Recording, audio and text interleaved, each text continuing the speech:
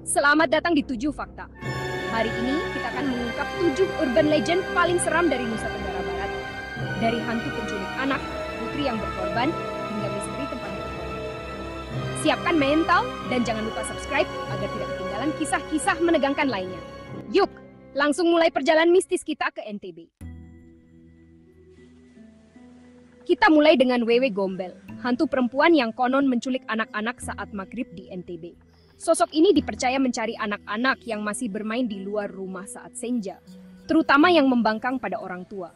Anak yang diculik dibawa ke dunia lain, diberi makan kotoran yang tampak lezat di mata mereka. Untuk mengusir Wewe Gombel, warga desa biasanya membuat keributan dengan memukul alat dapur.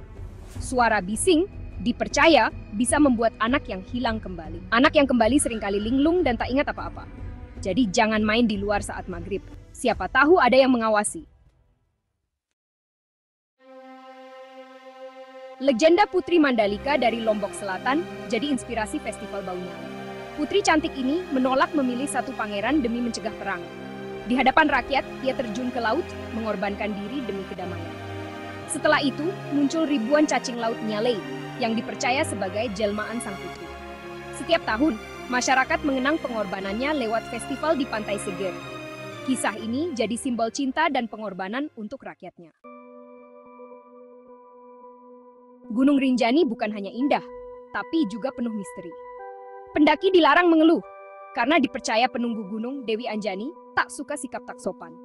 Dewi Anjani disebut sebagai Ratu Jin, penguasa gaib Rinjani. Banyak pendaki mengaku mendengar suara gamelan atau melihat pasar gaib di malam hari. Ada juga jejak kaki raksasa di jalur pendakian, dipercaya milik makhluk penjaga. Larangan lain, jangan menunjuk danau Segara Anak atau berteriak di sekitarnya.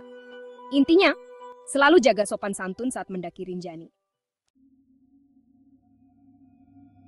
Kuyang, hantu kepala terbang dengan organ menjuntai, juga dikenal di NTB, terutama Sumbawa.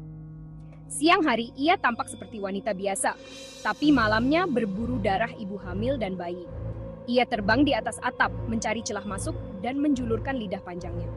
Warga melindungi rumah dengan bawang putih atau jerami di jendela.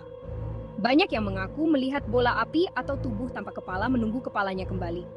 Jika kepala tak kembali sebelum fajar, Kuyang akan mati. Cerita ini bikin warga ekstra waspada saat malam tiba. Pura Batu Bolong di Pantai Senggigi dikenal sebagai gerbang gaib menuju kerajaan Tak Kasatap. Konon, lubang di batu karang itu adalah jalur spiritual ke Gunung Agung, Bali. Dulu, tempat ini digunakan untuk persembahan, bahkan pengorbanan manusia. Banyak pengunjung merasakan hawa mistis, bahkan melihat penampakan atau mendengar suara aneh. Warga percaya arwah para gadis yang dikorbankan masih menghuni area pura. Jika berkunjung, jaga sopan santun agar tidak mengganggu penghuni gaib. Danau Segara Anak di Rinjani punya legenda unik. Dulu, seorang raja membangun istana di puncak gunung atas perintah dewa. Dewa meminta kolam istana diisi air laut, tugas mustahil. Dengan kesaktian, raja membuat saluran gaib mengalirkan air laut ke puncak. Air meluap, membentuk danau yang kini disebut Segara Anak, artinya anak laut.